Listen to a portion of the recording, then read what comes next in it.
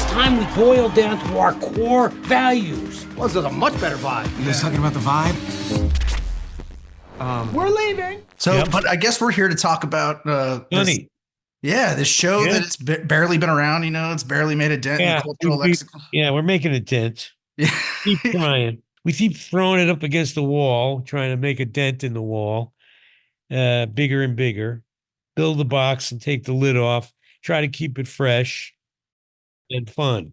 And Rob and Charlie and Glenn are, you know, really good at that. And we, Kaitlin and I, we step up to the plate. They throw us some good fastballs, curveballs, and we managed to hit a couple out of the park every once in a while. But I did watch the full season, and my gosh, some of the all-timers in this season. I've been watching it since it came out, and it's really funny. You know, it's been 20 years that it's been on. I know you've been on it for you missed on season 1, but joined in and kind of pushed it over the top. And I got to ask you, this season is filled with pretty classic Frank moments, I feel like. Yeah, a lot of good Frank moments. Yeah. I like it when we get to do radical stuff with everybody. Like we used to do the same thing on Taxi. We'd have gang shows where we'd all be involved in some crazy thing. And sometimes you do one that focuses on Nardo or Louis or, you know, Bobby or Tony or one of, you know, we do like that. They were fun. And so it's similar in our situation. We usually do gang shows, but once in a while, you know, it's a character gets to poke through. We have so much fun. It's just, I keep saying it's like jumping into it's a beautiful sunny day and you just jump into a rushing, a really nice body of water where you can swim and have a good time, and there's a lot of ideas coming at you, and they're very creative, and I started out saying it, I still say it, I'll do pretty much anything. That's what I wanted to ask you. A big challenge, you know, to a writer, you know, because you've got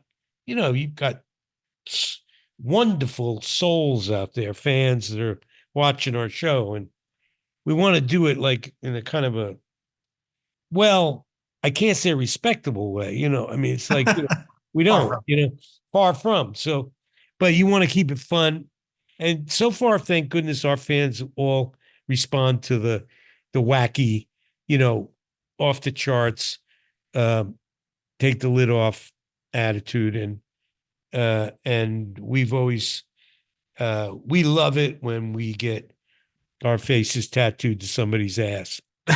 Okay. So that's what I want to ask, because you said like, you know, there's nothing that you wouldn't do. So there's nothing you've turned down? Like you've never said like, I don't know, that's a little too far. Well, there was a show that was a non-starter that they teased me with a bunch of years ago. It was an April Fool Day, and we were going to start. It was April 1st, and we were going to start. I didn't know it. I didn't know it was April 1st. I didn't know what date it was. And we were going to start an episode that day. And it was morning. And I got a script delivered to my house. And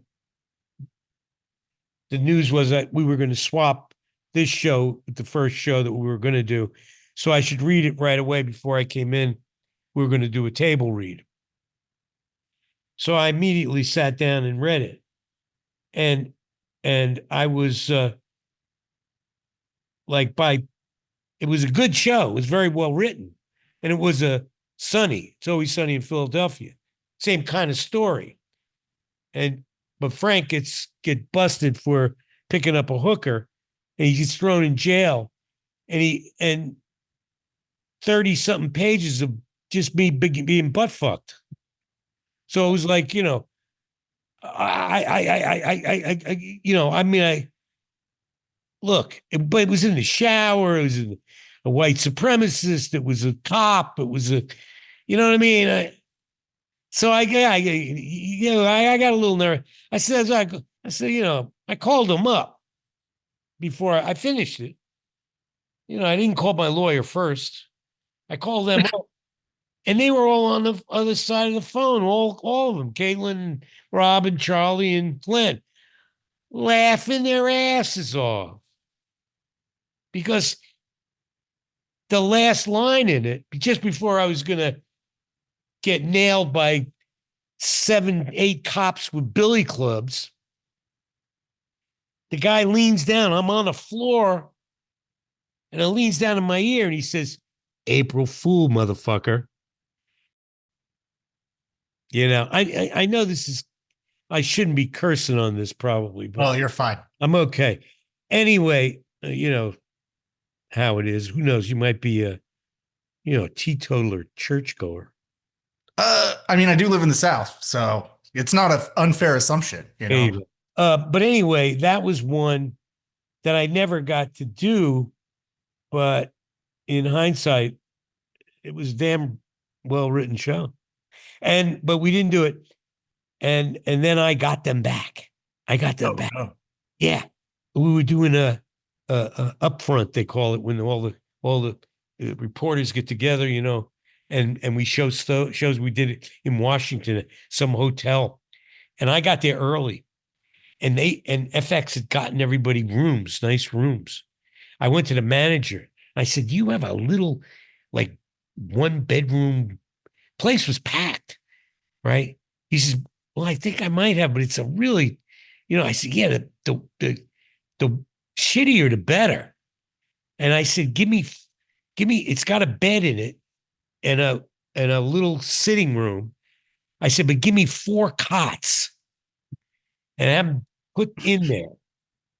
And when these guys come to see their room, because they were coming together a little later, you show them Kaitlin and Rob and Charlie and Glenn.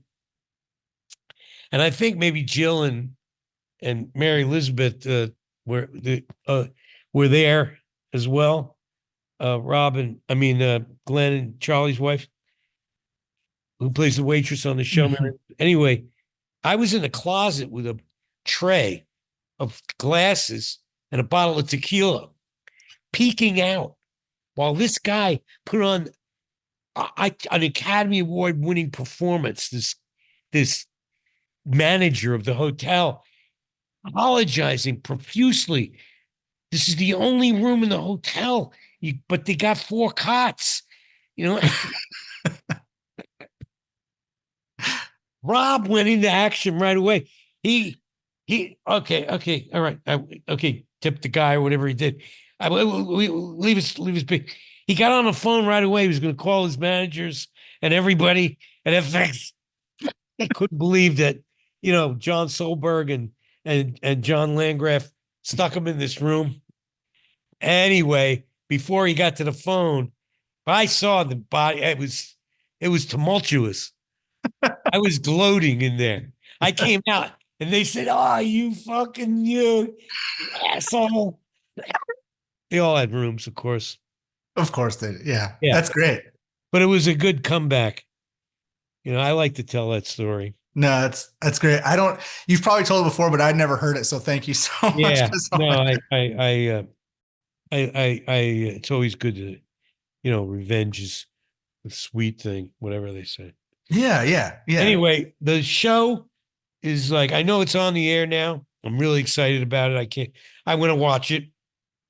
I haven't watched the episodes, but I've been hearing really great things about this season.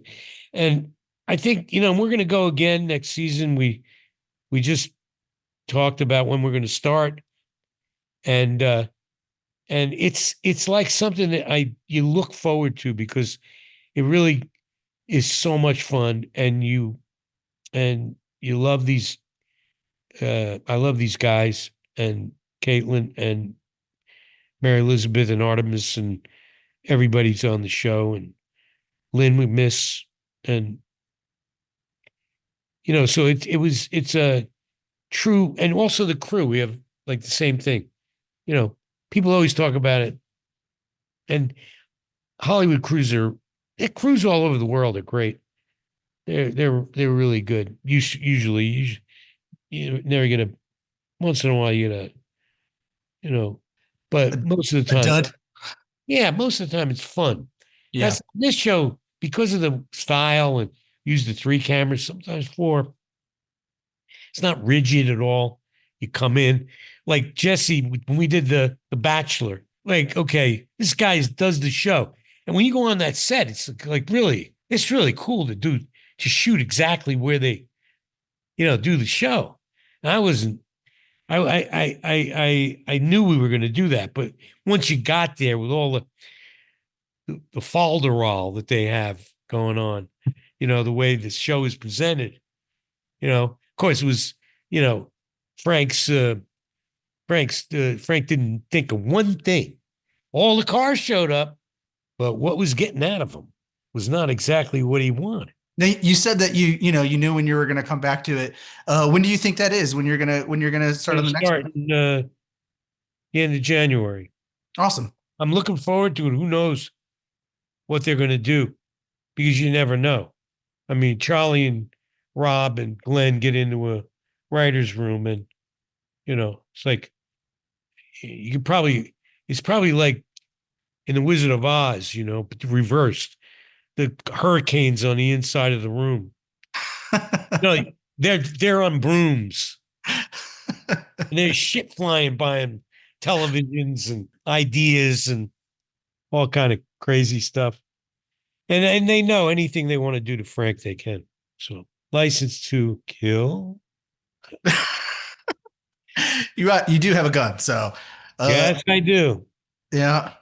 They're telling me I got to wrap, but I did interview Arnold Schwarzenegger, your old pal, a couple weeks ago, and he teased that you guys have something in the works coming up. We are working on a project. We're getting close. We're working on the script.